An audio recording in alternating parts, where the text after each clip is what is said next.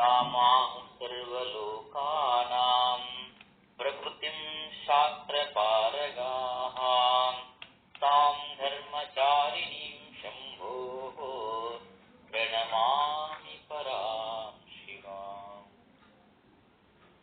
यया महेश्वरः शम्भोर्नामरूपादिसंयुतः तस्यै मायास्वरूपायै नमः परमशक्तये।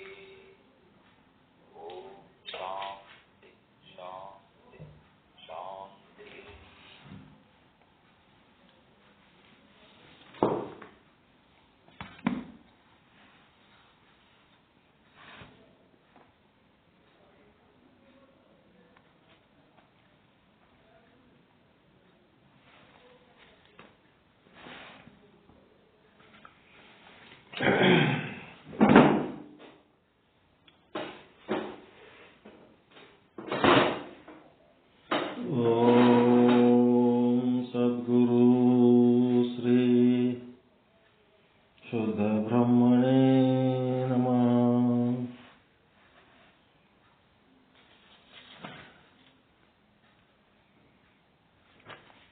ಸಮಸ್ತ ಶುದ್ಧ ಬ್ರಹ್ಮ ಸ್ವರೂಪರಲ್ಲಿ ಅನಂತ ಅನಂತ ಪ್ರಣಾಮಗಳು. ಶ್ರೀಮದ್ ಸಿದ್ಧಾಂತ ಶಿಖಾಮಣಿ ಪ್ರವಚನಕಾರರು ಪರಮ ಪೂಜ್ಯ ಶ್ರೀ ಮಲ್ಲಿಕಾರ್ಜುನ ಶಿವಯೋಗಿಗಳು ಆ ಒಂದು ಪ್ರವಚನದ ಸಾರವನ್ನು ಸಂಗ್ರಹಿಸಿ ತಮ್ಮದೇ ಆದ ಭಾಷ್ಯವನ್ನು ಕರುಣಿಸಿದವರು ಪರಮ ಪೂಜ್ಯ ಶ್ರೀ ಸಿದ್ದೇಶ್ವರ ಸ್ವಾಮೀಜಿಯವರು ವಿಜಾಪುರ. ಜಗದ್ಗುರು ಶ್ರೀ ಶಿವರಾತ್ರೀಶ್ವರ ಗ್ರಂಥಮಾಲೆ ಮೈಸೂರು ಇವರು ಪ್ರಕಾಶನ ಮಾಡಿದ್ದು. ಈಗಾಗಲೇ ಶಿವಸ್ತುತಿ ಸಂಬಂಧಪಟ್ಟಂತೆ 7 ಶ್ಲೋಕಗಳ ವಿಶ್ಲೇಷಣೆ ಮತ್ತು ಶಬ್ದಾರ್ಥಗಳನ್ನು ಮುಗಿಸಿ ಈಗ ಶಕ್ತಿ ಸ್ತುತಿಯ 2 ಶ್ಲೋಕಗಳ ಶಬ್ದಾರ್ಥಗಳನ್ನು ನಿನ್ನೆ ಮುಗಿಸಿತ್ತು. ಇವತ್ತು ಮುಂದೆ 3ನೇ ಶ್ಲೋಕ ಅಂದರೆ 10, 7 + 3 ಅಂದರೆ 10ನೇ ಶ್ಲೋಕ. ಇದು ಒಟ್ಟು 12 ಶ್ಲೋಕಗಳು. ಶಿವಾದ್ಯಾದಿ ಸಮುತ್ಪನ್ನ ಶಾಂತ್ಯಾತೀತ ಪರೋತ್ತರ ಮಾತರಂ ತಾಂ ಸಮಸ್ತಾನಾಂ ವಂದೇ ಶಿವಕರೀಂ ಶಿವಾಂ. ಒಂದೊಂದು ಶಬ್ದದ ಅರ್ಥಗಳು ಬಿಡಿಸ್ಕೋತ ಹೋಗ್ಬೇಕು.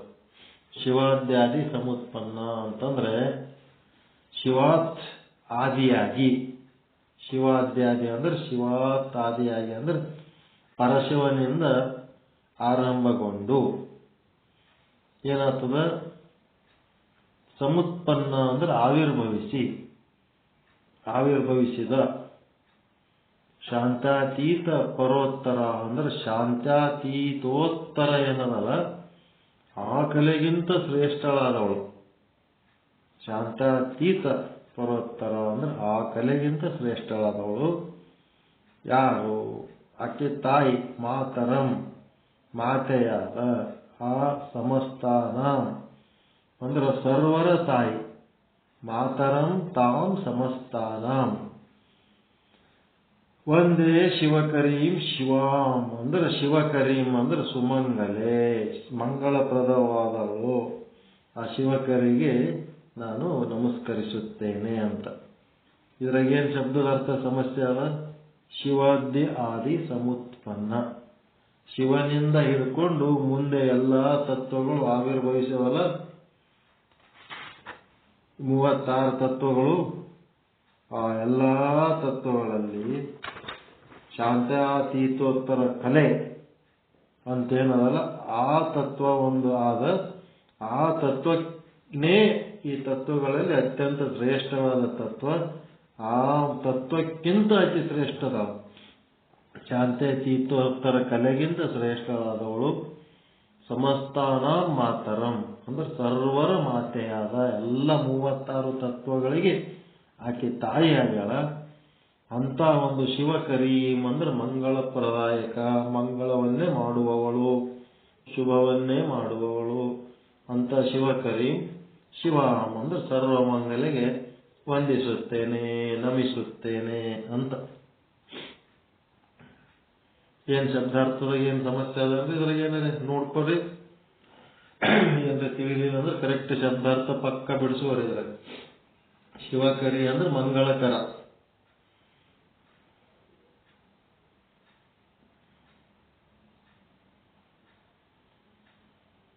ಎಲ್ಲ ಕ್ಲಿಯರ್ ಅದ?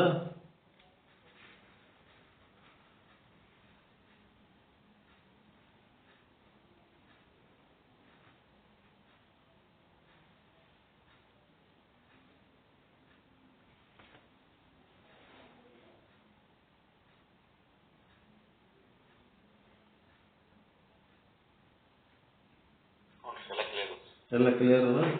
ಏನು ಡೌಟ್ ಇಲ್ಲ? ನೋಡ್ರಿ, ಆ ಶಾಂತ್ಯಾತೀತೋತ್ತರ ಅಂತ ಒಂದೇನು ಕಲ ಅದ, ಅದೇ 36 ತತ್ವದಾಗ ಶ್ರೇಷ್ಠವಾದ ಕಲ. ಆ ಒಂದು ತತ್ವಕ್ಕಿಂತಲೂ ಅಕ್ಕಿ ಶ್ರೇಷ್ಠ ಅದಕ್ಕೆ. ಅಂಥದ್ದು ಅಕ್ಕಿ, ಅಂಥ ತಾಯಿ, ಎಲ್ಲರ ತಾಯಿ, ಮಂಗಳಪ್ರದಾಯಕ ತಾಯಿ ಆ ಶಿವ ಅಂತಂದ್ರೆ ಸರ್ವ ಮಂಗಳಿಗೆ ವಂದಿಸುತ್ತೇನೆ ಅಂತ.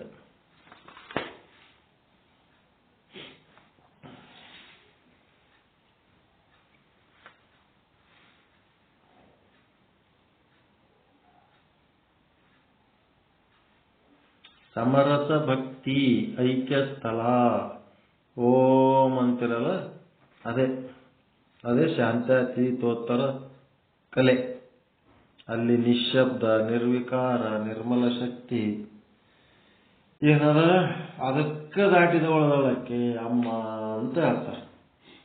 ಮುಂದೆ ಇಚ್ಛಾ ಜ್ಞಾನಾದಿ ರೂಪೇಣ ಯಾ ಶಂಭೋರ್ ವಿಶ್ವಭಾವಿನಿ ವಂದೇ ತಾಂ ಪರಮಾನಂದ ಪ್ರಬೋಧ ಲಹರೀಂ ಶಿವ. ಇಚ್ಛಾ ಜ್ಞಾನಾದಿ ರೂಪೇಣ ಅಂದ್ರ ಇಚ್ಛಾ ಶಕ್ತಿ, ಜ್ಞಾನ ಶಕ್ತಿ, ಕ್ರಿಯಾಶಕ್ತಿ ಏನದವ ಈ ಎಲ್ಲ ರೂಪ ಆಕಿನೇ ಆಗ್ಯಾವ. ಅಮ್ಮ ಶಕ್ತಿ ಮಾತೆ. ಇಚ್ಛಾಶಕ್ತಿನೂ ಆಕಿನೇ, ಜ್ಞಾನ ಶಕ್ತಿನೂ ಆಕಿನೇ, ಕ್ರಿಯಾಶಕ್ತಿನೂ ಆಕಿನೇ. ಯಾ ಶಂಭೋರ್ ವಿಶ್ವಭಾವಿನಿ. ವಿಶ್ವಭಾವಿನಿ ಅಂದ್ರೆ ಜಗತ್ತನ್ನ ಪ್ರಕಾಶಿಸುವವಳು. ಯಾರ್ದು ಜಗತ್ತ?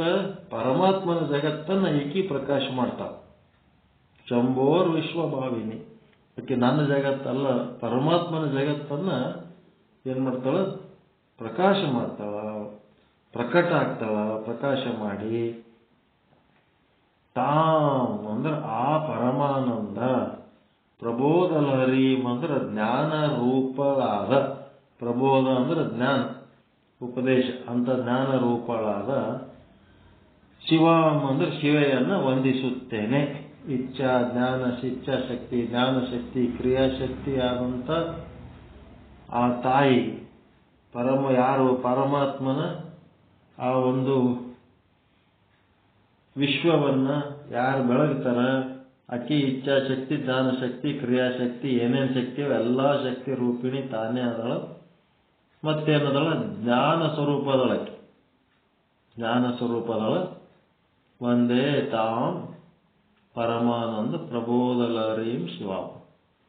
ಪ್ರಬೋಧ ಲಹರೀಂ ಅಂತಂದ್ರೆ ಜ್ಞಾನ ಸ್ವರೂಪದಳ, ಮತ್ತು ಪರಮಾನಂದ ಸ್ವರೂಪದಳ, ಜ್ಞಾನ ಸ್ವರೂಪದಳ. ಎರಡೂ ಅದಳ.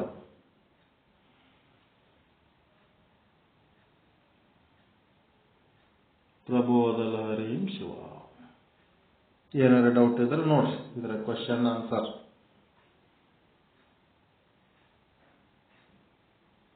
ಪರಮಾನಂದ ಸ್ವರೂಪನು ಆಕಿನೇ ಅದ, ಪ್ರಬೋಧ ಲಹರಿ ಅಂದ್ರೆ ಜ್ಞಾನ ಸ್ವರೂಪನು ಆಕಿನೇ ಅದ.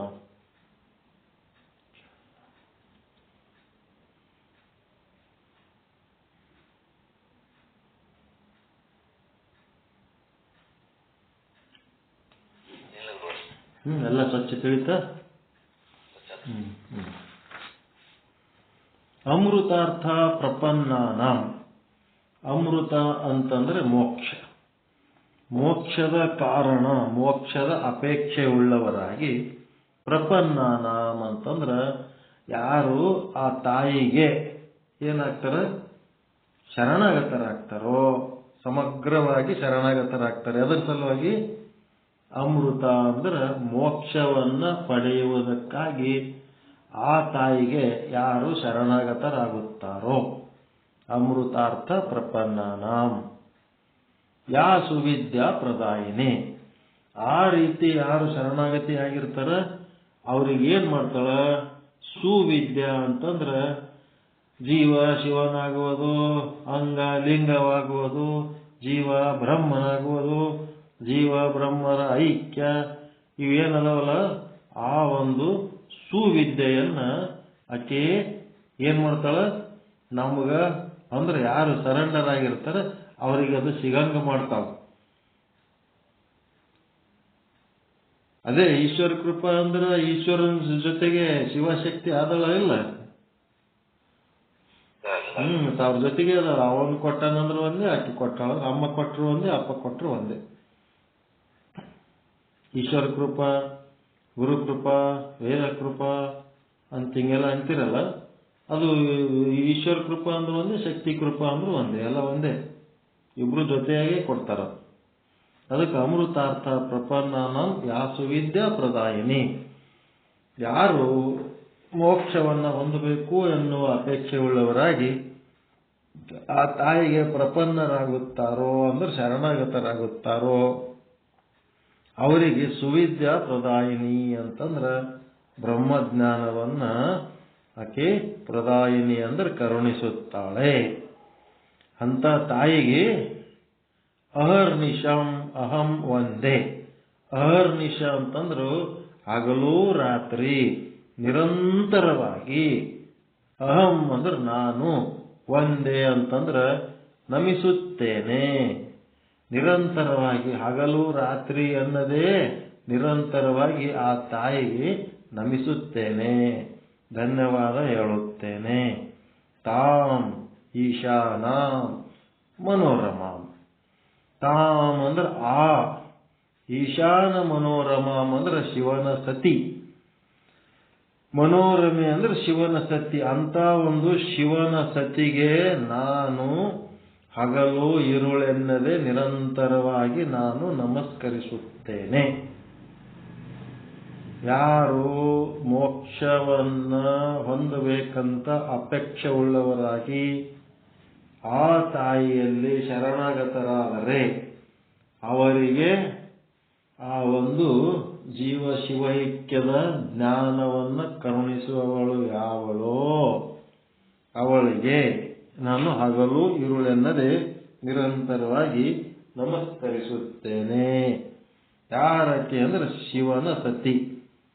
ಈಶಾನ ಮನೋರಮಾಂ. ಈಶಾನ ಮನೋರಮಾಂ ಅಂದ್ರೆ ಶಿವನ ಹೆಂಡತಿ. ಮನೋರಮೆ ಅಂದ್ರೆ ಹೆಂಡತಿ.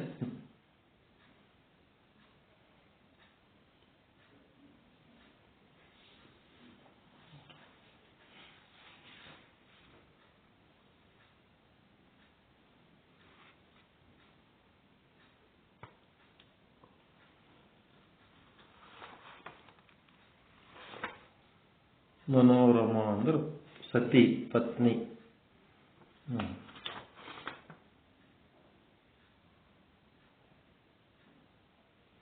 ಏನ್ ಡೌಟ್ ಇದ್ರೆ ನೋಡ್ರಿ.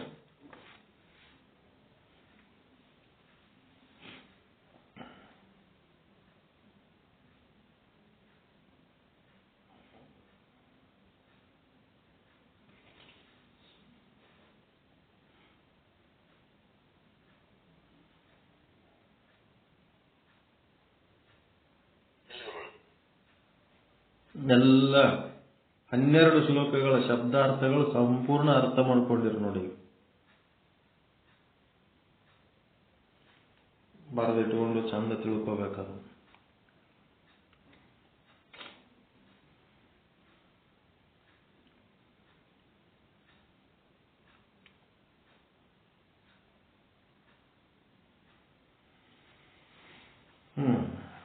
ಮುಂದೆ ಅವತರಣಿಕೆ.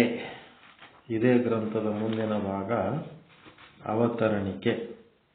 ಇದು ಎಲ್ಲಿಂದ ಚಾಲು ಮಾಡ್ತಾರಂತಂದ್ರೆ ಸಿದ್ಧಾಂತ ಶಿಖಾಮಣಿ ಒಳಗ ಶಿವನ ವರ್ಣನೆ, ರೇಣುಕನ ವರ್ಣನೆ, ಅಗಸ್ತ್ಯರ ವರ್ಣನೆ, ರೇಣುಕರ ಲಿಂಗ ಲೀಲಾ ವೈಭವ ಇವೆಲ್ಲ ಆರಂಭದಲ್ಲಿ ಅದಾವ.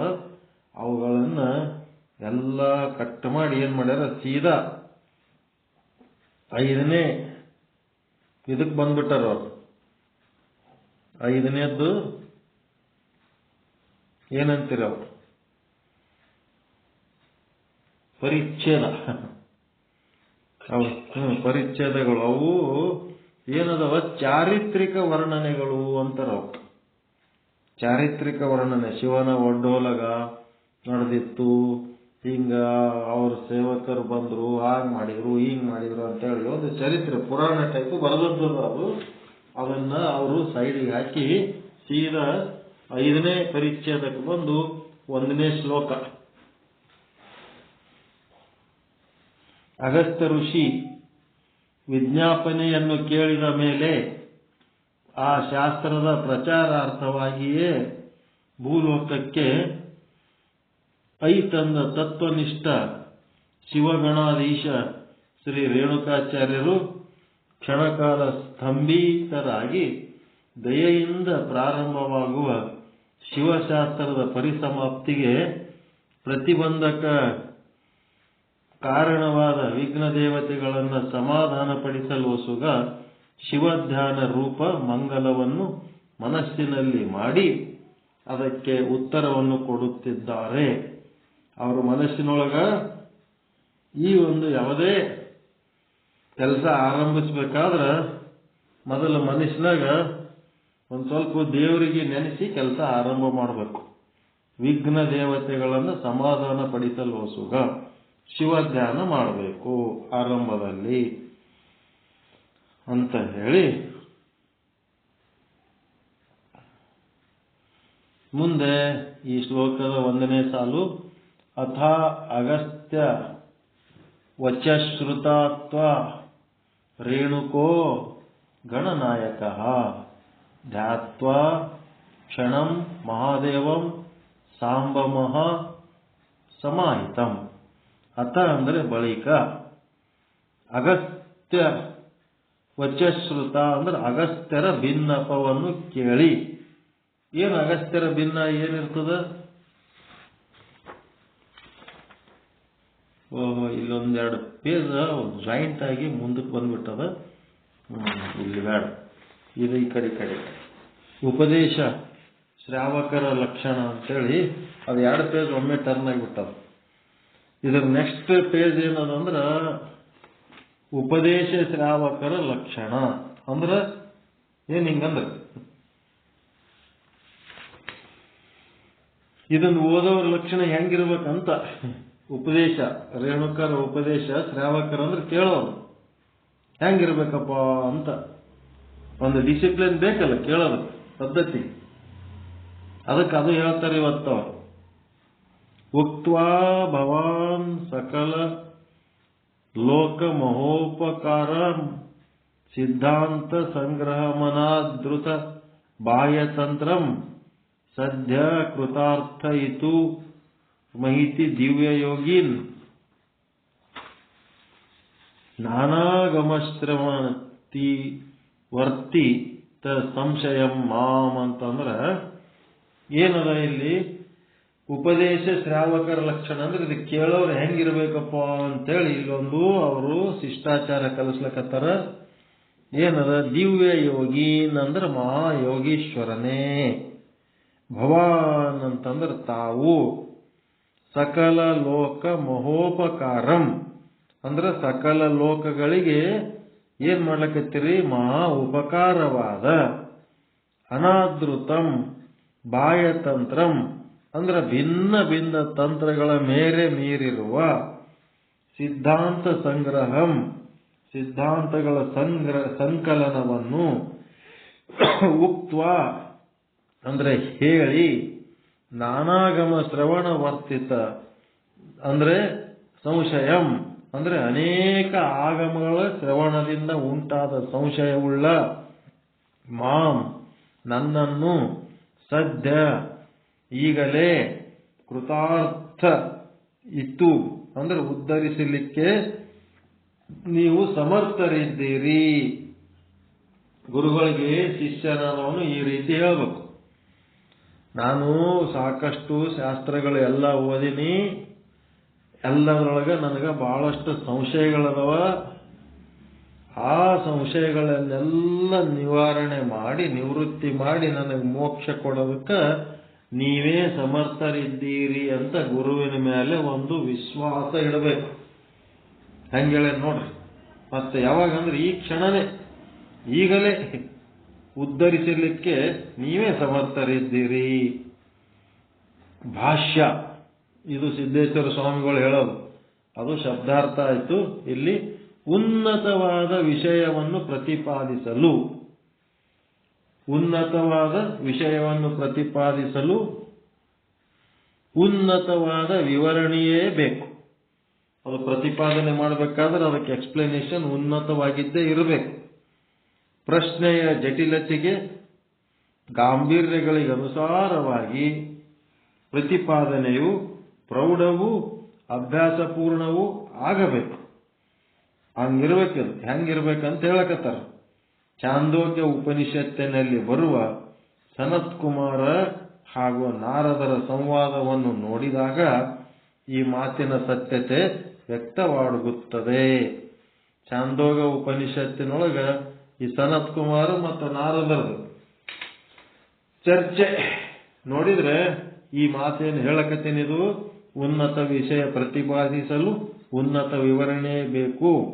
ಪ್ರಶ್ನೆ ಎಷ್ಟು ಜಟಿಲ ಗಾಂಭೀರ್ಯಗಳು ಅದಾವ ಅಷ್ಟಕ್ಕೆ ಅನುಸಾರವಾದ ಪ್ರತಿಪಾದನೆ ಪ್ರೌಢವೂ ಆಗಿರಬೇಕು, ಅಭ್ಯಾಸಪೂರ್ಣವೂ ಆಗಿರಬೇಕು, ಪ್ರಾಕ್ಟೀಸ್ ಮಾಡಂಗಿರ್ಬೇಕು. ಅದಕ್ಕೆ ಇದನ್ನು ನೋಡಿದಾಗ ಈ ಮಾತಿನ ಸತ್ಯತೆ ವ್ಯಕ್ತವಾಗುತ್ತದೆ. ಸನತ್ ಕುಮಾರರನ್ನು ಕುರಿತು ನಾರದರು ಏನ್ ಹೇಳ್ತಾರೆ ನೋಡ್ರಿ. ಋಗ್ವೇದಂ ಭಗವೋಧ್ಯೇಮಿ ಯಜುರ್ವೇದಂ ಸಾಮವೇದಮಾರ್ಥವಣ್ ಇದೇನು ಶ್ಲೋಕ ಬಹಳ ಕಠಿಣ ಇರಲಿ ಬಿಡ್ರಿ. ಮುಂದೆ ಇಲ್ಲೇನಂದ್ರೆ ಪೂಜ್ಯರೇ,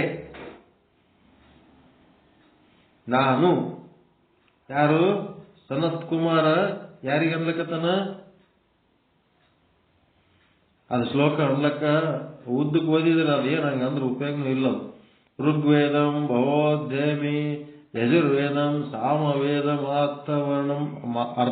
ಅಥರ್ವ ಸಾಮವೇದ ಹೆಂಗಂದ್ರೆ ಋಗ್ವೇದಂ ಭಗವೋಧ್ಯೇಮಿ ಯಜುರ್ವೇದಂ ಸಾಮವೇದಂ ಅಥರ್ವಣಂ ಚತುರ್ಥಮಿತಿಹಾಸ ಪುರಾಣಂ ಪಂಚಮಂ ವೇದಾನಾಂ ವೇದ ಪ್ರೀತ್ಯ ರಾಶಿಂ ದೈವಂ ನಿಧಿಂ ವಾಕೋ ವಾಕ್ಯಮೇಕಾಯನಂ ದೇವ ವಿದ್ಯಾಂ ಬ್ರಹ್ಮ ವಿದ್ಯಾಂ ಭೂತ ವಿದ್ಯಾಂ ಕ್ಷಾತ್ರ ವಿದ್ಯಾಂ ನಕ್ಷತ್ರ ವಿದ್ಯಾಂ ಸರ್ಪದೇವಜನ ವಿದ್ಯಾಂ ಯತ್ ತದ್ಭಗವೋ ದೇಮಿ ಸೋಹಂ ಭಗವೋ ಮಂತ್ರ ವಿದೇವಾಸ್ಮಿ ನಾತ್ಮ ವಿಚ್ಯುತಂ ಹೇವಮೇ ಭಗವದ್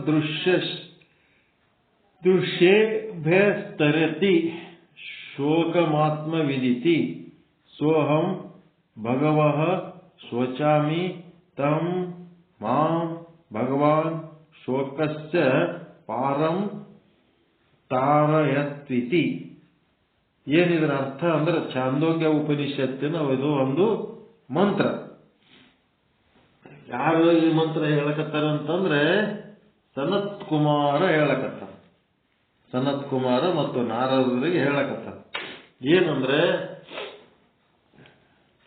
ಪೂಜ್ಯರೇ, ನಾನು ಋಗ್ವೇದ, ಯಜುರ್ವೇದ, ಸಾಮವೇದ ಮತ್ತು ನಾಲ್ಕನೆಯದು ಅಥರ್ವಣ ವೇದ ಅಲ್ಲದೆ 5ನೇ ವೇದವೆನಿಸುವ ಇತಿಹಾಸ ಪುರಾಣಗಳನ್ನ ವ್ಯಾಕರಣ, ಶ್ರಾದ್ದ, ಕಲ್ಪ, ಗಣಿತ, ಉತ್ಪಾತ ಜ್ಞಾನ, ನಿಧಿಶಾಸ್ತ್ರಜ್ಞಾನ, ತರ್ಕಶಾಸ್ತ್ರ, ನೀತಿಶಾಸ್ತ್ರ, ದೇವವಿದ್ಯೆ, ಬ್ರಹ್ಮವಿದ್ಯೆ, ಭೂತವಿದ್ಯೆ, ಕ್ಷಾತ್ರವಿದ್ಯೆ, ನಕ್ಷತ್ರವಿದ್ಯೆ, ಸರ್ಪವಿದ್ಯೆ ಮೊದಲಾದ ವಿದ್ಯೆಗಳನ್ನ ದೇವ ಜನವಿದ್ಯೆ ಅರ್ಥಾತ್ ನೃತ್ಯ ಸಂಗೀತಾದಿ ಕಲೆಗಳನ್ನು ಅರಿತಿದ್ದೇನೆ, ಎಲ್ಲ ತಿಳ್ಕೊಂಡಿನಿ. ಆದರೇನು ಭಗವಾನ್, ನಾನು ಕೇವಲ ಶಬ್ದವೇದಿಯಾಗಿದ್ದೇನೆ ಹೊರತು ಆತ್ಮಜ್ಞಾನಿ ಆಗಿಲ್ಲ. ಆತ್ಮಜ್ಞಾನಿ ಒಬ್ಬನು ಮಾತ್ರ ದುಃಖವನ್ನು ದಾಟುತ್ತಾನೆ ಎಂದು ತಮ್ಮಂತಹ ಮಹಾನುಭಾವರಿಂದ ತಿಳಿದಿದ್ದೇನೆ. ಮಹಾತ್ಮರೇ, ನಾನಾದರೂ ಬಹು ದುಃಖಿತನಾಗಿದ್ದೇನೆ, ನನ್ನನ್ನು ಈ ದುಃಖದಿಂದ ಮುಕ್ತಗೊಳಿಸಿರಿ. ಹೀಗೆ ನಾರದ ಮುನಿಗಳು ತಾವು ಪಡೆದ ಜ್ಞಾನದ ರಾಶಿ ಎಷ್ಟೆಂಬುದನ್ನು, ಅದರಿಂದ ತಮ್ಮ ದುಃಖ ನಿವಾರಣೆಯಾದೀತೆಯಾಗಿರುವುದನ್ನು ಪ್ರಾಂಜಲಾಗಿ ಒಪ್ಪಿಕೊಂಡು ದುಃಖ ಪರಿಹಾರಗೊಳಿಸುವ ತಾರಕೋಪಾಯಕವಾದ, ಇಲ್ಲೇನದ ಸನತ್ಕುಮಾರ ಗುರುಗಳು ನಾರದರ ಶಿಷ್ಯರು ತಿಳಿತಾ, ನಾರದರು ಸನತ್ಕುಮಾರರ ಮುಂದೆ ನಿವೇದಿಸಿಕೊಳ್ಳಕತ್ತಾರೆ. ಇವರು ನಾರದ ಮುನಿಗಳು ತಾವು ಪಡೆದ ಜ್ಞಾನ ರಾಶಿ ಎಂಬುದನ್ನು, ಅದರಿಂದ ತಮ್ಮ ದುಃಖ ನಿವಾರಣೆಯಾಗದಿರುವುದನ್ನು ಪ್ರಾಂಜಲರಾಗಿ ಒಪ್ಪಿಕೊಂಡು ದುಃಖ ಪರಿಹಾರಗೊಳಿಸುವ ತಾರಕೋಪಾಯವಾದ ಆತ್ಮಜ್ಞಾನಕ್ಕಾಗಿ ಅತ್ಯುತ್ಕಂಠತೆಯಿಂದ ಕೇಳಿಕೊಂಡಿದ್ದಾರೆ. ಎಲ್ಲ ಬಲ್ಲ ನಾರದರಿಗೆ ಬಂದ ಆ ಉತ್ಕಂಠತೆಯನ್ನ ಪೂರ್ತಿಗೊಳಿಸುವುದು ಸನತ್ಕುಮಾರರಂತ ಮಹಾಮುನಿಗಳಿಗೇನೇ ಸಾಧ್ಯ. ಅವರು ತಮ್ಮ ಪ್ರಗಾಢವಾದ ಜ್ಞಾನದಿಂದ ಆತ್ಮ ಸಾಕ್ಷಾತ್ಕಾರದ ಸ್ವಾನುಭವ ಸಿದ್ಧಿಯ ಮಹಿಮೆಯಿಂದ ನಾರದ ಮುನಿಗಳಿಗೆ ಸಮರ್ಪಕವಾಗಿ ಸಮಾಧಾನ ಈಯುತ್ತಾರೆ. ಸನತ್ಕುಮಾರರ ವಿಚಾರದಂತೆ ಕಲಿತ ವಿದ್ಯೆ ಪಾಂಡಿತ್ಯಗಳೆಲ್ಲ ನಾಮಮಾತ್ರವಾದವು. ಇದರ ಫಲವಾಗಿ ಪ್ರಗಲ್ಭವಾದ ಛಾಂದೋಗ್ಯ ಉಪನಿಷತ್ತು ರೂಪುಗೊಂಡಿದೆ. 64 ವಿದ್ಯೆ ಅದಾವ, ಅವೆಲ್ಲ ಏನು ಕಲ್ತರೂ ಸಹಿತ ಅವೇನದವ ಪಾಂಡಿತ್ಯಕ್ಕೆ ಆದವ, ಅವೆಲ್ಲ ಶಬ್ದದಿಂದ ಕೂಡ್ಯವೆಲ್ಲ, ಆದರೆ ಅರ್ಥ ಏನು ಇಲ್ಲ ಅದ್ರೊಳಗ ಅಂಥೇಳಿ ಹೇಳ. ಯಾರ್ದು ವಾದ? ಯಾರು ಹೇಳ್ಯಾರಿ ಮಾತ? ನಾರದರು. ಯಾರಿಗೆ ಹೇಳ್ಯಾರ? ಸನತ್ಕುಮಾರ್ ಯಾರು? ನಾರದನ ಗುರುಗಳು. ನಾರದ ಶಿಷ್ಯ ಸನತ್ಕುಮಾರ ಅವ್ರ ಗುರು. ತನ್ನ ಗುರುಗಳಿಗೆ ಹೇಳ್ದ ನಾರದ, ನಾನು ಇಷ್ಟೆಲ್ಲ ವಿದ್ಯೆ ಕಲ್ತೀನಿ, ಏನ್ ಕಲ್ತರೂ ಸಹಿತ ನಾನು ಕೇವಲ ಶಬ್ದವೇದಿ ಆಗಿದ್ದೇನೆ ಹೊರತು ಆತ್ಮಜ್ಞಾನಿ ಆಗಿಲ್ಲ. ಎಂತ ದುಃಖ ನೋಡ್ರಿ, ಇಷ್ಟೆಲ್ಲ ತಿಳಿದು ಎಲ್ಲ ಓದಿದ್ರು ಹಿಂಗದ ಹಣವರ್, ಏನ್ ಮಾಡ್ಬೇಕು?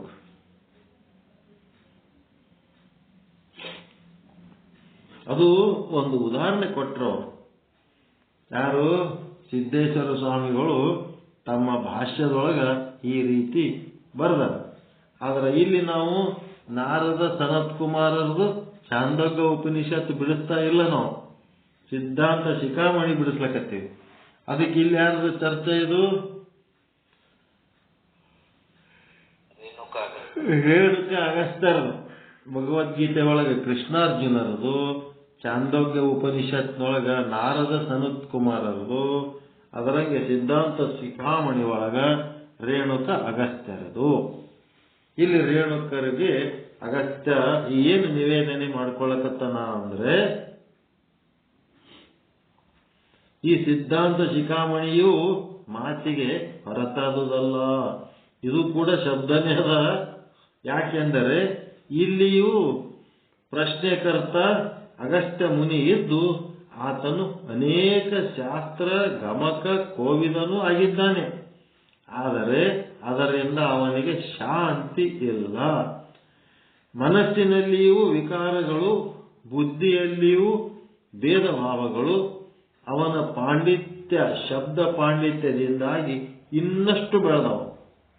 ಎಷ್ಟು ಶಾಣೆರಾಗ್ಯಾರ ಅಷ್ಟು ಏನಾಗ್ಯದ, ಬುದ್ಧಿ ಒಳಗೆ ಭೇದ ಭಾವ ಬೆಳೆದವ, ಮನಸ್ಸಿನೊಳಗೆ ವಿಕಾರಗಳು ಬೆಳೆದವ. ಎಂತಲೇ ಆತನು ತನ್ನ ಸಂದಿಗ್ಧ ವೃತ್ತಿಯನ್ನು ಕಳೆದುಕೊಳ್ಳುವುದಕ್ಕಾಗಿ ಶಿವಜೀವರ ಐಕ್ಯತಾ ರೂಪ ಸಮ್ಯಕ್ ಜ್ಞಾನಕೋಟಿಯಾದ ಶಿವ ಸಂಪ್ರದಾಯ ಪ್ರವರ್ತಕವಾದ ಸಕಲ ಜೀವಾತ್ಮರಿಗೆ ಲೇಸನ್ಯ ಬಯಸುವ ಶಟಸ್ಥಲ ತತ್ವ ಸಿದ್ಧಾಂತ ಭರಿತವಾದ ಆಗಮ ಪ್ರಣೀತವಾದ ಶಿವ ಸಿದ್ಧಾಂತ ಗೂಢವನ್ನು ಉಪದೇಶಿಸಲು ಪಾರಿವಾಚಕರಾದ ಶ್ರೀಮತ್ ರೇಣುಕ ಭಗವತ್ಪಾದರಲ್ಲಿ ಅನನ್ಯ ಭಕ್ತಿಯಿಂದ ಅರಿಕೆ ಮಾಡಿಕೊಂಡಿದ್ದಾರೆ. ಪಾರಿವ್ರಾಜಕ ಅಂದ್ರೆ ಏನ್ರಿ? ಏನ್ರಿ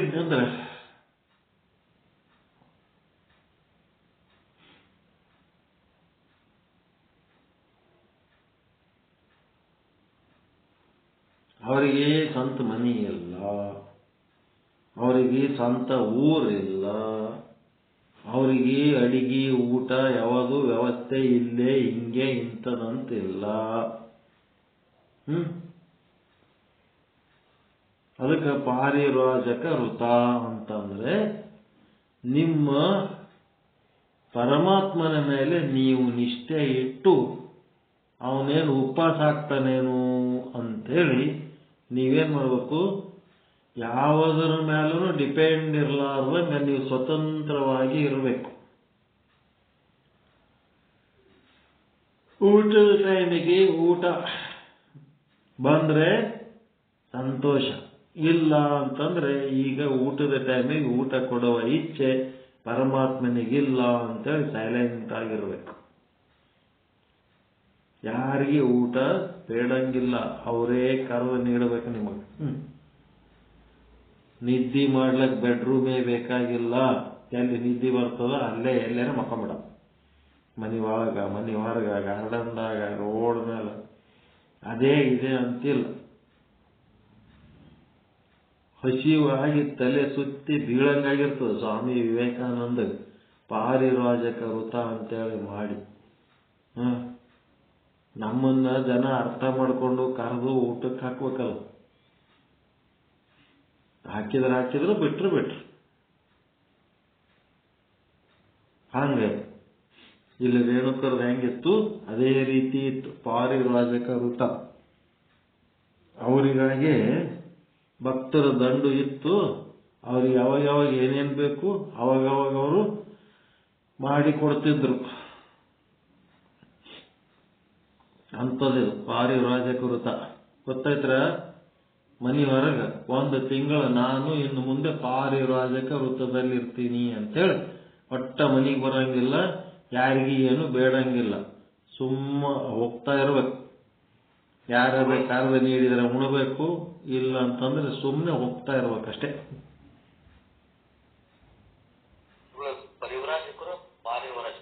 ಎಲ್ಲ ಒಂದೇ.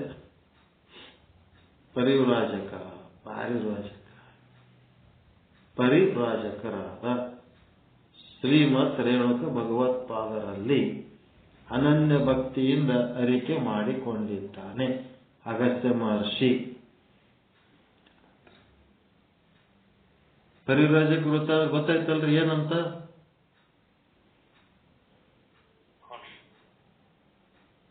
ತಾನಾಗೆ ಬರ್ಬೇಕದು ಅನ್ನ ನೀರು.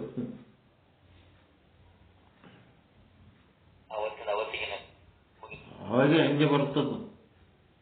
ಚಾ ಕುಡಿಯೋದು ಬೇಡ ಅಂತ ಇವತ್ತ ನೀವು ಡಿಸೈಡ್ ಮಾಡಿದಿರಿ ಅಂತಂದ್ರೆ ಅವತ್ತೊಂದು 25 ಮಂದಿ ಕರೀತಾರೆ ಚಾ ಕುಡಿ ಬರ್ರಿ.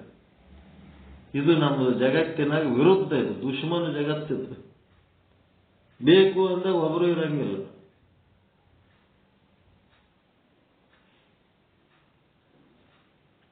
ಹೆಂಗಿರ್ತದ ಜಗತ್ತು? ನಮ್ಮನೆಗೆ ಊಟ ಮಾಡ್ರಿ, ನಿಮ್ಮ ಮನೆಗೆ ಊಟ ಮಾಡ್ರಿ, ನಂಬಲ್ಲಿ ಬರ್ರಿ, ನಿಂಬಲ್ಲಿ ಬರ್ರಿ. ನಮ್ಮ ಮನೆಗೆ ಅದರಪ್ಪ, ನಮ್ಮ ಮನೆಗೆ ಇರ್ಲಾರ್ದಾಗ ಎಲ್ಲಾರ ರೋಡ್ ಮೇಲೆ ತಿಂದು ಬದುಕ್ತಿರ್ತೀವಲ್ಲ, ಅವಾಗ ಕರೆಯಕತ್ತೀರಿ ಅಂತ. ಅವಾಗ ಯಾರು ದಿಕ್ಕಿರಲ್ಲ. ನಮಗಿದ್ದಾಗ ಅವರು ಇಲ್ಲ, ನಮಗಿದ್ದಾಗ ಅವರೆಲ್ಲರೂ ಇರ್ತಾರೆ.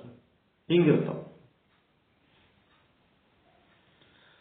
ಪಾರಿವ್ರಾಜಕ ವೃತ ಅದು ಬಹಳ ಕಠಿಣ ವೃತ. ಯಾರಿಗೆ ಬೇಡಂಗಿಲ್ಲ, ಯಾರಿಗೆ ಇವ್ರಿಗೆ ಹಸಿವಾಗ್ಯದ ಅಂತೇಳಿ ಪರಮಾತ್ಮನೇ ಅರ್ಥ ಮಾಡ್ಕೊಂಡು ಅವನೇ ಊಟಕ್ಕೆ ಹಾಕ್ಬೇಕಂತ ಅವನ ಸಂಗಟೆ ಚಾಲೆಂಜ್ ಅದು.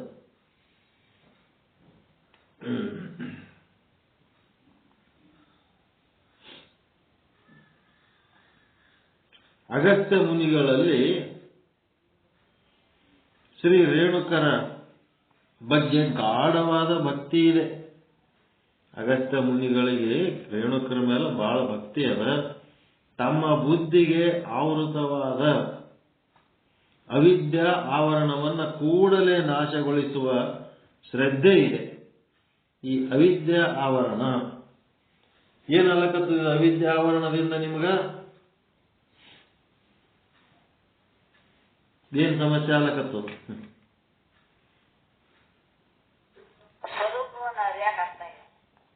ಅದಕ್ಕೆ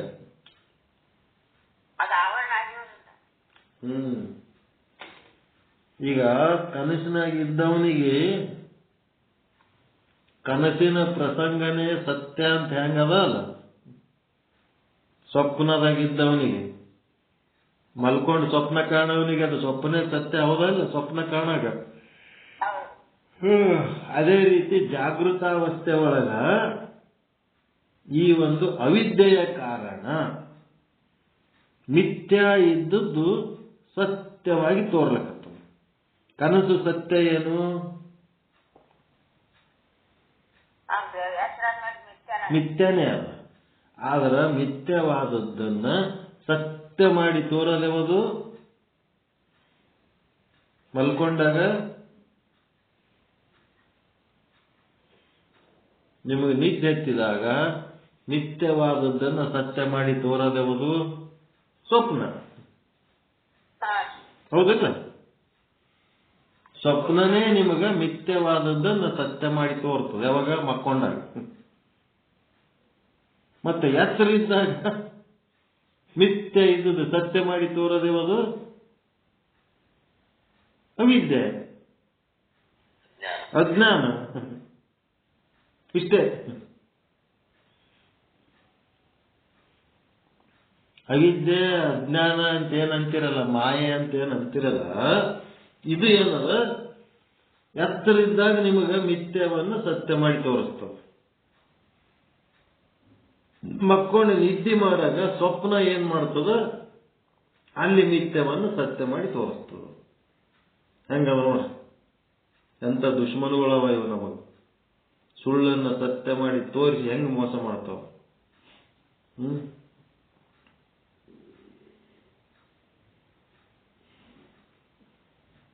ಜಾಗೃತಾವಸ್ಥೆಯಲ್ಲಿ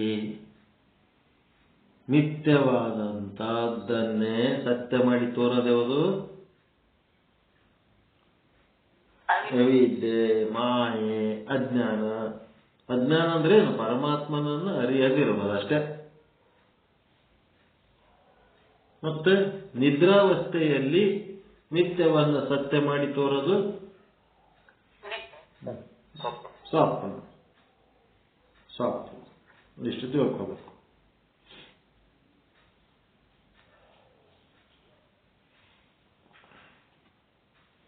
ಮಾನ್ಯ ಒಬ್ಬರು ದೊಡ್ಡ ಸ್ವಾಮಿಗಳು ಲಿಂಗೈಕ್ಯರೇ ಆದ್ರೆ ಯಾರು? ಇವತ್ತಾಯ್ತು ನೋಡ್ರಿ ಅವ್ರದ್ದು ಸಮಾಧಿ. ಇಂಗಳೇಶ್ವರ ಏನು ಸ್ವಾಮಿಗಳು 97 ವಯಸ್ಸವ್ರು. 97 ವಯಸ್ಸು. ಇಲ್ಲಿ ಒಬ್ಬ ಹಿರಿಯ ಶರಣೆ, ನಮ್ಮ ಮಠದವರು, ಸೋಮವಾರಪೇಟೆ ಮಠದ ಶರಣೆ, ಅವರಿಗೆ ದರ್ಶನ ತೊಳಕ್ ಹೋಗಿದ್ರು. ಆ ಕಡೆ ಹೋದಾಗ ಅವ್ರ ದರ್ಶನಕ್ಕೆ ಹೋಗಿದ್ರು. ಹೋದಾಗ ಅವ್ರು ಏನ್ ಪ್ರಶ್ನೆ ಮಾಡಿದ್ರತ್ತ, 97 ವಯಸ್ಸಾದರೆ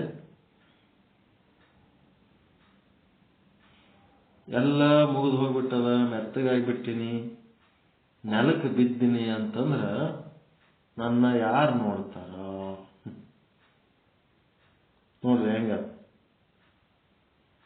ಎಂತ ದುಃಖ ಇದು. ನನಗೆ ಯಾರು ಇಲ್ಲ, ನಾ ಅನಾಥದೀನಿ.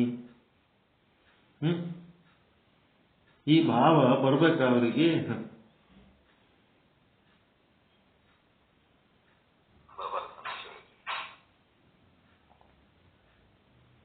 ಅದಕ್ಕೆ ಇವ್ರೇನ್ ಹೇಳಿದ್ರತ್ತ, ಯಾರ್ಯಾಕೆ ನೋಡಲ್ಲಕ್ಕ ಬಿಡಲ್ಲಕ್ಕ ಅದ್ರ ಚಿಂತೆ ನೀ ಯಾಕೆ ಮಾಡ್ತಿತ್ತು?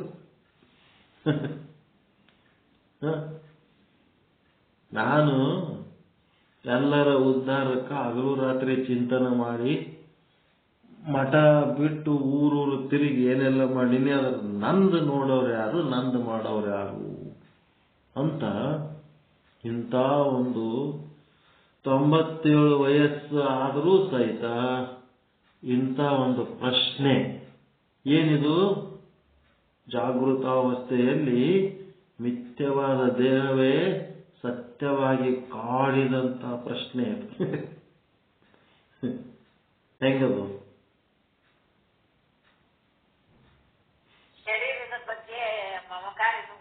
ನೋಡ್ರಿ ಹೆಂಗದು ಈ ಪ್ರಶ್ನೆ, ಹೆಂಗದು ಅಂತ ಪ್ರಶ್ನೆ ಬರೇಬಾರ್ದು. ಏನವ ಏನು ನಂದೇನು, ನಂದು ಯಾರು ನೋಡ್ತಾರ ಅಂದ್ರ ಪರಿಪೂರ್ಣ ಇದು ವೇದಾಂತ ತತ್ವಜ್ಞಾನ ಪರಿಪೂರ್ಣವಾಗಿ ಅನುಭವಕ್ಕೆ ತಂದುಕೊಳ್ಳಿಲ್ಲ ಅಂತಂದ್ರೆ ಇಂಥ ಸಂಶಯಗಳು ಉಳಿತಾವ, ಕೆಲಸಕ್ಕೆ ಬರಲಾರ್ದ ಸಂಶಯಗಳು. ಅದೇ ನಮ್ಮ ದೇವೇಂದ್ರಯ್ಯನ ಹೆಂಡತಿ ಹೊನ್ನಾಳಿ ಸಾಸ್ವಿಹಳ್ಳಿ ದೇವೇಂದ್ರಯ್ಯ, KP ದೇವೇಂದ್ರಯ್ಯ ಅದಲ್ಲ, ಅವರು ನಮ್ಮ ಸತ್ಸಂಗಕ್ಕೆ ಸೇರಿ 2 ವರ್ಷ ಆದ್ಮೇಲೆ ಅವ್ರ ಹೆಂಡತಿ ಸುದ್ದಿ ಕೇಳಿದೆ, ನಿಮ್ ಮಿಸ್ಸೆಸ್ ಎಲ್ಲದಾರ, ಹೆಂಗದಾರ?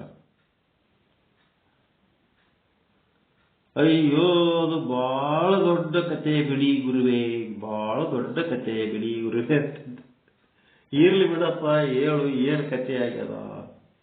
ಏನಿಲ್ಲ, 1-2 ಮಕ್ಕಳಾದ್ಮೇಲೆ ನಮಗೂ ಅವ್ರಿಗೆ ಹೊಂದಾಣಿಕೆ ಆಗಲಿಲ್ಲ. ಅವರು ಎಲ್ಲಿದಾರೋ ಅವ್ರ ತಮ್ಮನ ಮನೆಯೊಳಗೆ ಅವ್ರ ತವ್ರ ಮನೆಗೆ ಹೋಗ್ಬಿಟ್ಟಾರ. ಅವರು ಮ್ಯಾಥಮೆಟಿಕ್ಸ್ ಲೆಕ್ಚರರು, ನಾನು ಮ್ಯಾಥಮೆಟಿಕ್ಸ್ ಲೆಕ್ಚರರು. ಚಲೋ ಆಯ್ತಪ್ಪ, ಅವ್ರು ಎಲ್ಲಾರ ನೋಡರೆ ನೋಡು, ಹೋಗರೆ ಹೋಗು. 80 ವರ್ಷ ವಯಸ್ಸಾಗ್ಯದ, ಮತ್ತು ಅವ್ರದ್ದು 70 ಆಗಿರ್ತದ, ಅವರು ರಿಟೈರ್ ಆಗಿರ್ತಾರೆ. ಸ್ವಲ್ಪ ಮುಂದಕ್ಕೆ ಹೋಗು, ನೋಡಿ ಎಲ್ಲಾರ ನೋಡಂತ ಹೇಳಿ ಕಳಿಸ್ದು. ಅಲ್ಲಿ ಏನಾಗ್ಯದ, ಅವ್ರ ತಮ್ಮನ ಮನೆಯೊಳಗ ಅದಾಳಂತ ಇವ್ರ ತಲೆಯಾಗ. ಅವ್ರ ತಮ್ಮದೇರು ಏನ್ ಮಾಡ್ಯಾರ, ಬೆಂಗಳೂರಿಗೆ ಹೋಗ್ಬಿಟ್ಟಾರ. ಅವ್ರ ಮಕ್ಕಳ ಬೆನ್ನತ್ತಿ ಇವ್ರಿಗೆ ಒಂದು ಮನೆ ಒಳಗ ಒಂದು ರೂಮ್ನಾಗ ಬಿಟ್ಟು ಹೋಗ್ಬಿಟ್ರು. ಇವ್ರು ಹೆಂಡತಿ ಕಣ್ಣೇ ಕಾಣಿಸಲ್ಲ. ಹಂಗೆ ಅವ್ರು ಅಡಿಗೆ ಮಾಡ್ಕೊಂಡು ಉಣ್ತಾರ, ಸ್ವತಂತ್ರವಾಗಿ ಅಡಿಗೆ ಮಾಡ್ಕೊಂಡು ಉಣ್ಕೋತದಾರ. ಕಣ್ಣಿನ ದೃಷ್ಟಿ ಹೋಗ್ಬಿಟ್ಟ. ಆದ್ರೂ ಹಂಗೆ ಅವ್ರು ಅಡಿಗೆ ಮಾಡ್ಕೊಂಡು ಸ್ವಂತ ಮಾಡ್ಕೋತ ಉಣ್ಕೋತದಾರ. ರೂಢಿ ಇರ್ತದ ನೋಡ್ರಿ. ಈಗ 40 ವರ್ಷ ಆದ್ಮೇಲೆ ಹೆಣ್ಮಕ್ಳಿಗೆ ಕಣ್ಣು ಕಾಣಲ್ಲ, ಯಾರಿಗೆ ಕಾಣಲ್ಲ, ಗಂಡು ಮಕ್ಕಳಿಗೆ ಕಾಣಲ್ಲ, ಹೆಣ್ಮಕ್ಳಿಗೆ ಕಾಣಲ್ಲ. ಸುಮ್ಮನೆ ಹಂಗೆ ಆ ಸಾಸಿವೆ ಡಬ್ಬಿ ಇದ್ದಾಗ ತಗೋತಾರ, ಯಾಕಂದ್ರೆ ನೋಡ್ಕೊತ ಹಾಕ್ತಾರ, ಏನೋ ಇಟ್ಟರು ಅಂತೇಳಿ ಒಗ್ಗರಣೆ ಕೊಟ್ಟು ಅಡಿಗೆ ಮಾಡಿ ನೀಡ್ಬಿಡ್ತಾರ ಅವ್ರು. ಅದೇ ಅವ್ರ ಕೈಯಾಗ ರೂಢಿಯಾಗಿರ್ತದಲ್ಲ, ಮಾಡ್ತಾರ ಅಷ್ಟೇ. ಹಂಗಾಯ್ತವ್ರ. ಇದು ಎದಕ್ಕೆ ಹೇಳಕತ್ತೀನಿ ಅಂತಂದ್ರೆ, ಹೋಗು 2 ಮಕ್ಕಳನ್ನ ಕರ್ಕೊಂಡು, ಮೊಮ್ಮಕ್ಕಳನ್ನ ಕರ್ಕೊಂಡು ಹೋಗು, ಅಲ್ಲಿ ಹೋಗಂತ ಅಜ್ಜಗೆ ಕಳಿಸ್ಕೊಟ್ಟೆವು. ಮಕ್ಕಳನ್ನ ಕರ್ಕೊಂಡು ಹೋದ. ಇಬ್ಬರು ಡಾಕ್ಟರ್ಸ್ ಅದಾರ, 2 ಮಕ್ಕಳು ಡಾಕ್ಟರ್ಸ್ ಅದಾರ. ಡಾಕ್ಟರ್ ಅವ್ರ ಮಕ್ಕಳು ಎಲ್ಲ ಹೋದ್ರು. ಅದು ಅಡ್ರೆಸ್ ಹುಡುಕೊಂಡು ನೋಡ್ರಿ, ಹೆಂಡ್ರು ಗಂಡ್ರು ಅಂದ್ರೆ ಪರಿಸ್ಥಿತಿ ಹೆಂಗಿರ್ತದ ಅಂತ. ಅಲ್ಲಿ ಹೋದ್ಮೇಲೆ ಆ ಹೆಣ್ಮಗಳಿಗೆ ಕಣ್ಣು ಕಾಣಲ್ಲ ಅಂದ್ರೂ ಸಹಿತ ಅವಳು ಏನಂತಾಳ ಅಮ್ಮ ಅಂದ್ರೆ, ಇಷ್ಟು ವರ್ಷ ನಾವ್ಯಾರೋ ನೀವ್ಯಾರೋ ಅನ್ನಂಗ ಎಲ್ಲೆಲ್ಲೋ ಇದ್ದು, ಈಗ ನಾನು ನಿಮ್ಮ ಹತ್ರ ಬಂದು ನಾನೇನ್ ಸಾಧಿಸೋದದ? ಇಲ್ಲಿ ಕಂಡೀಷನ್ ಇಷ್ಟು ಕೆಟ್ಟ ಇದ್ರು ಸಹಿತ ನೀನು ಒಬ್ಬಕ್ಕೆ ಮಾಡ್ಕೊಂಡು ಯಾಕೆ ತಿಂತಿ ಬರ್ತಿ? ಈಗ ನಿಮ್ ಗುರುಗಳು ಹೇಳರತ್ ಬಂದಿರಿ, ನೀವಾಗಿ ಏನ್ ಬಂದಿಲ್ಲ ನಮ್ಮ ಹತ್ರ, ಹೀಗಾಗಿ ನಾವು ನಿಮ್ಮ ಹತ್ರ ಬರಲ್ಲ. ಹಿಂಗೆ ಎಲ್ಲಿ ತನ ಜಿದ್ದು ಮಾಡ್ಕೋತಿರ್ತಿ ಅಂತ ಕೇಳಿದ್ರೆ, ನಂದು ಎಲ್ಲಿ ತನ ನಡೀತದ ಅಲ್ಲಿ ತನ ಜಿದ್ದು ಮಾಡ್ಕೋತಿರ್ತೀನಿ. ನಡೆಯೋದು ಮುಗಿದಾಗ ಹಾಸಿಗೆ ಬಿದ್ದಿರ್ತೀನಿ. ಅವಾಗ ನೀವು ಮಾಡ್ತಿರೋ ಅವ್ರು ಮಾಡ್ತಾರೋ ಯಾರು ಮಾಡ್ತಾರೋ ನಮಗೆ ಅದು ಮುಂದಿನ ವಿಷಯ ನಮಗೆ ಸಂಬಂಧ ಇಲ್ಲ ಅಂತ ಹೆಂಗ ನಮ್ಮ ಗಾಡಿ ನಡೆಯತಾನ ನಮ್ಮದೇ ನಡೆಸೋರು ನಾವು ನಾಲ್ಕು ಬಿದ್ದಾಗ ಯಾರು ಮಾಡ್ತಾರೋ ಯಾರು ಬಿಡ್ತಾರೋ ಅದೇ ನಾವೇನ್ ಮಾಡೋದು ಅದು ನಮ್ಮ ಕೈಯಲ್ಲಿ ಮಾತಿಲ್ಲ. ಏನ್ ಸ್ವಾಮಿ ಈ ತರ ಹೇಳ್ತಿದ್ದಾಳೆ ಹೆಂಗ್ ಮಾಡೋದು ಸ್ವಾಮಿ ಮತ್ತೆ ಅಂತ ಪರಿ ಜಿದ್ ಮಾಡಕ್ಕೆ ಕರ್ಕೊಂಬಂದ್ರೆ ಆಕೆ ಸುಮ್ಮಿರ್ತಾಳೇನಪ್ಪ. ಅಲ್ಲಿ ಇಲ್ಲಿ ತನಕ ಇಬ್ರು ಅಹಂಕಾರ ಬೆಳೆಸ್ಕೊಂಡು ದೂರ ದೂರ ಅದಿರಿ, ಈಗ ಮತ್ತೆ ಕರ್ಕೊಂಬಂದು ಇನ್ನ ಮತ್ತೆ ಗದ್ದಲ ಬೀಳ್ತದ. ಅವ್ರ ಮನೆ ಸುತ್ತಮುತ್ತ ಇದ್ದವ್ರಿಗೆ ಒಂದು ಫೋನ್ ನಂಬರ್ ಅದು ಕೊಟ್ಟು ಬರ್ರಿ ಅಂತ ಹೇಳಿದೆವು. ಅಕ್ಕಪಕ್ಕದ ಮನೆಯವರಿಗೆ ಅವರ ಆರೋಗ್ಯಕ್ಕ ಬಹಳ ಅಜಾರಿ ಆಯಿತು ಅಂತಂದ್ರೆ ಒಂದು ಸ್ವಲ್ಪ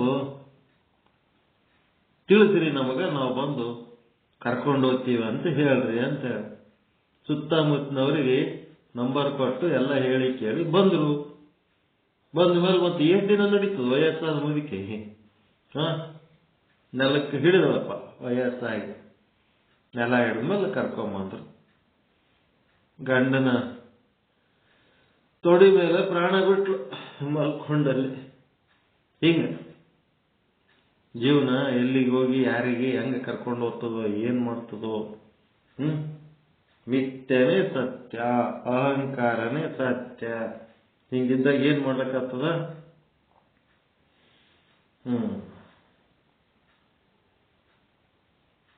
ಯಾರ ಮಾತು ಕೇಳಿಲ್ಲ, ಯಾರ ಮಾತು ಕೇಳ್ತಿದ್ದಿಲ್ಲ ಅಂತ ಸ್ವಾಭಿಮಾನಿ ದೇವೇಂದ್ರಯ್ಯ ನಮ್ಮ ಸತ್ಸಂಗದಾಗ ಬಂದು ಹೇಳ್ದಂಗೆ ಕೇಳ್ದ. ಅಂತ ಕೇಳಂತ ಒಬ್ಬ ಅನುಭಾವಿಗೆ ಸಹಿತ ತಲೆ ಕೆಡಿಸಿ ಡಿವೈಡ್ ಮಾಡಿದ್ರು ಪಾಪಿಸ್ಟ್ರು. ಬೇರೆ ಕಡೆ ಕರ್ಕೊಂಡು ಹೋದ. ಏನ್ ಮಾಡಕ್ಕಾಗ್ತದ? ಏನ್ ಯಾಕೆ ಮಾಡೋದಕ್ಕ? ಯಾರು ಎಲ್ಲೇ ಇರಲಿ, ಸುಖವಾಗಿರ್ಲಿ, ಆನಂದವಾಗಿರ್ಲಿ ಅಂತ ವಿಶ್ ಮಾಡೋದಷ್ಟೇ.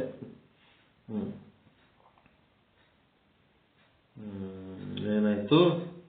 ಏನಂದ್ರ ಸ್ವಪ್ನ ಮತ್ತು ಅವಿದ್ಯೆಗಳ ಪಾತ್ರಗಳು ಗೊತ್ತಾಯ್ತಾ ನಿಮಗೆ? ಅವಿದ್ಯೆ ಅಥವಾ ಅಜ್ಞಾನ ಜಾಗೃತಾವಸ್ಥೆಯಲ್ಲಿ ಮಿಥ್ಯವನ್ನು ಸತ್ಯ ಅಂತ, ಸಂಪತ್ತು ಸಂಬಂಧ ಏನದ ಅದೆಲ್ಲ ಸತ್ಯ ಮಾಡಿ ತೋರಿಸ್ತದೆ.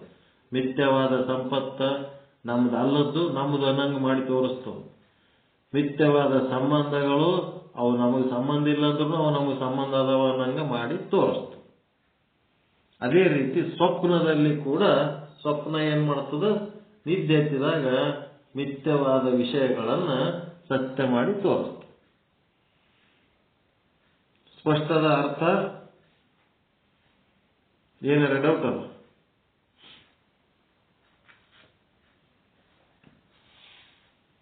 ಅದಕ್ಕೆ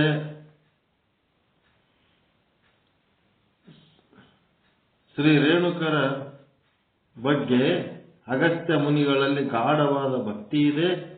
ತಮ್ಮ ಬುದ್ಧಿಗೆ ಆವೃತವಾದ ಅವಿದ್ಯೆ ಆವರಣವನ್ನು ಕೂಡಲೇ ನಾಶಗೊಳಿಸುವ ಮಹತ್ ಶಕ್ತಿಯು ಶ್ರೀ ರೇಣುಕರ ಕೃಪಾದೃಷ್ಟಿಯಲ್ಲಿ ತುಂಬಿಕೊಂಡಿದೆ ಎಂಬ ಅತುಲ ಶ್ರದ್ಧೆ ಇದೆ. ಗುರುವಿನ ಬಗ್ಗೆ ಶ್ರದ್ಧೆ ನಂಬಿಕೆ ಆದ ಯಾರಿಗೆ? ಅಗಸ್ತ್ಯ ಮಹರ್ಷಿಗಳಿಗೆ. ಅಗಸ್ತ್ಯರು ಗುರುವಿನ ದೃಷ್ಟಿಯಲ್ಲಿ ಅಗಾಧ ಶಕ್ತಿ, ಜ್ಞಾನದಲ್ಲಿಯ ಪ್ರಗಾಢ ಪರಿಪೂರ್ಣತೆ ಹಾಗೂ ಮಾತಿನಲ್ಲಿ ಮಂತ್ರಶಕ್ತಿ ಇವುಗಳನ್ನೆಲ್ಲ ಅರಿತಿದ್ದಾರೆ. ಅಗಸ್ತ್ಯರು ಏನ್ ಮಾಡ್ಯಾರ? ಗುರುವಿನ ದೃಷ್ಟಿಯಲ್ಲಿ ಇರುವ ಅಗಾಧ ಶಕ್ತಿ, ಅವರ ಜ್ಞಾನದಲ್ಲಿನ ಪ್ರಗಾಢತೆಯ ಪರಿಪೂರ್ಣತೆ, ಮಾತಿನಲ್ಲಿ ಮಂತ್ರಶಕ್ತಿ ಇವೆಲ್ಲವನ್ನು ಅರಿತಿದ್ದಾರೆ. ಅಗಸ್ತ್ಯರು ಅವ್ರ ಗುರುಗಳ ಬಗ್ಗೆ ಭಾರಿ ಜೋರದ ನಮ್ಮ ಗುರುಗಳು ಅಂತ, ಹಾಗೂ ಅವುಗಳಲ್ಲಿ ಅಚಲ ವಿಶ್ವಾಸವುಳ್ಳವರಾಗಿದ್ದಾರೆ. ಅಷ್ಟೇ ಅಲ್ಲ, ಗುರುಗಳಲ್ಲಿ ಗೌರವ ಹಾಗೂ ಪೂಜ್ಯ ಭಾವನೆಗಳನ್ನ ತಳೆದವರಾಗಿದ್ದಾರೆ. ಯಾರು? ಅಗಸ್ತ್ಯ ಮಹರ್ಷಿಗಳು. ಅವರ ಈ ಯೋಗ್ಯತೆಯನ್ನರಿತ ಶ್ರೀ ರೇಣುಕರು ಆನಂದ ಅತುಲಂದಿತರಾಗಿ ಮಹಾ ಸಿದ್ಧಾಂತವನ್ನ ಮನಂಬುಗುವಂತೆ ಅರಹುತ್ತಾರೆ. ಏನ್ ಮಾಡ್ತಾರೆ? ಅಗಸ್ತ್ಯ ಮಹರ್ಷಿ ಅವ್ರ ಮೇಲೆ ಇಟ್ಟಂತ ವಿಶ್ವಾಸ ಶ್ರದ್ಧೆಯನ್ನ ನೋಡಿ ನಮ್ಮ ಮೇಲೆ ಯಾರ್ಯಾರು ವಿಶ್ವಾಸ ಇಟ್ಟವ್ರು ನೋಡಿದ್ರೆ ಸಂತೋಷ ಆಗ್ತದಿಲ್ಲ, ಆನಂದ ಆಗ್ತದಿಲ್ಲ. ಅದೇ ರೀತಿ ಇವರಿಗೂ ಆನಂದ ಆಗಿ ಆ ಅಗಸ್ತ್ಯ ಮಹರ್ಷಿಗೆ ಒಂದು ಮಹಾ ಸಿದ್ಧಾಂತವನ್ನ ಮನ ಒಪ್ಪುವಂತೆ ಉಪದೇಶ ಮಾಡ್ತಾ ಹೋಗೋವರದರ. ಅದರ ಮುಂದಿನ ಭಾಗ ಏನದ ನಾಳೆ ಹೇಳೋಣ. ಏನ್ ಹೇಳ್ತಾರ ಅಂತ. ಅದಕ್ಕೆ ಶಿಷ್ಯನಲ್ಲಿ ಹೆಂಗಿರ್ಬೇಕು, ಶ್ರಾವಕರ ಲಕ್ಷಣ ಅಂತಂದ್ರೆ ಏನಿರ್ಬೇಕು, ಗುರುವಿನ ದೃಷ್ಟಿಯಲ್ಲಿರುವ ಅಗಾಧ ಶಕ್ತಿ, ಗುರುವಿನ ಜ್ಞಾನದಲ್ಲಿರುವ ಪ್ರಗಾಢ ಪರಿಪೂರ್ಣತೆ ಮತ್ತು ಗುರುವಿನ ಮಾತಿನಲ್ಲಿಯ ಮಂತ್ರಶಕ್ತಿ, ಇವುಗಳ ಬಗ್ಗೆ ಅವನಿಗೆ ಅರಿವಿರುವ ಶಿಷ್ಯನಾದವನಿಗೆ ಮತ್ತು ಅವುಗಳ ಬಗ್ಗೆ ಅಚಲವಾದ ವಿಶ್ವಾಸ ಇರಬೇಕು. ಗುರುಗಳಲ್ಲಿ ಗೌರವ ಮತ್ತು ಪೂಜ್ಯ ಭಾವ ಇರಬೇಕು. ಮತ್ತೆ ಇನ್ನ ಏನಿರಬೇಕು, ಆ ಗುರುಗಳ ಬಗ್ಗೆ ಭಕ್ತಿ ಇರಬೇಕು. ಮತ್ತೆ ತನಗೆ ಆವರಣವಾದ ಅವಿದ್ಯೆಯನ್ನ ನಾಶ ಮಾಡುವ ಶಕ್ತಿ ನನ್ನ ಗುರುವಿಗೆ ಆದ ಅನ್ನಂಥದ್ದು ವಿಶ್ವಾಸ ಇರಬೇಕು. ಈ ರೀತಿ ಇರೋದಕ್ಕೆ ಏನಂದ್ರು ಉಪದೇಶಕ ಶ್ರಾವಕರ ಲಕ್ಷಣ. ಇವು ಯಾರ್ಯಾರ ಬರಲಿ ಈ ರೀತಿಯಾದಂಥ ವಿಶ್ವಾಸಗಳು ಇರ್ತಾವ, ಅವರಿಗೆ ಇದು ಏನಾಗ್ತದ, ಲಾಭ ಆಗ್ತದ ಅಂತ ಹೇಳಿದ್ರು. ಇದ್ರ ಮುಂದಿನ ಭಾಗ ನಾಳೆ ನೋಡೋಣ. ಕೇಳೋ ಹೆಂಗಿರ್ಬೇಕು ಅನ್ನೋದಕ್ಕೆ ಒಂದು ಯೋಗ್ಯತೆಯನ್ನು ಸೂಚಿಸಿದ್ರು. ಹಿಂಗಿರ್ಬೇಕಪ್ಪ ಕೇಳೋರ ಹತ್ರ ಗುರುವಿನ ಬಗ್ಗೆ ಭಾವನೆಗಳು ಅಂತ. ಚಲೋ ಅದೇನ್ರಿ ವಿಚಾರ? ನಿದ್ದಿವಂತ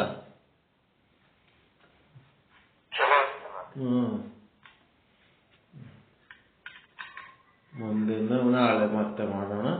ಓಂ ಪೂರ್ಣಮದ ಪೂರ್ಣಮಿದಂ ಪೂರ್ಣಾತ್ ಪೂರ್ಣಮುದಚ್ಯತೆ ಪೂರ್ಣಸ್ಯ ಪೂರ್ಣಮಾದಾಯ ಪೂರ್ಣಮೇವಾವಶಿಷ್ಯತೆ. ಓಂ ಶಾಂತಿ ಶಾಂತಿ ಶಾಂತಿ.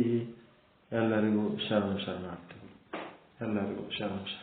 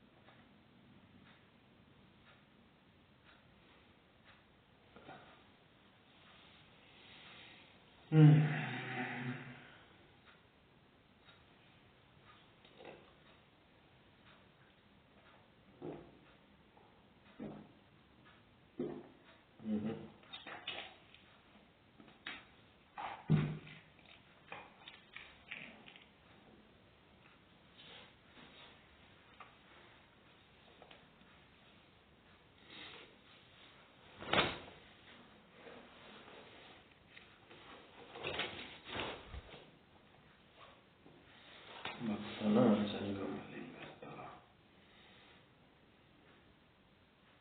ಪರುಷದ ಪರ್ವತದಲ್ಲಿ ಕಬ್ಬುಣವಂತೆಯ ಅಷ್ಟೆಲ್ಲ ಶನೀಶ್ವರ ಸೋಮಚಾರ ಅವಗುಣವಂತೆಯ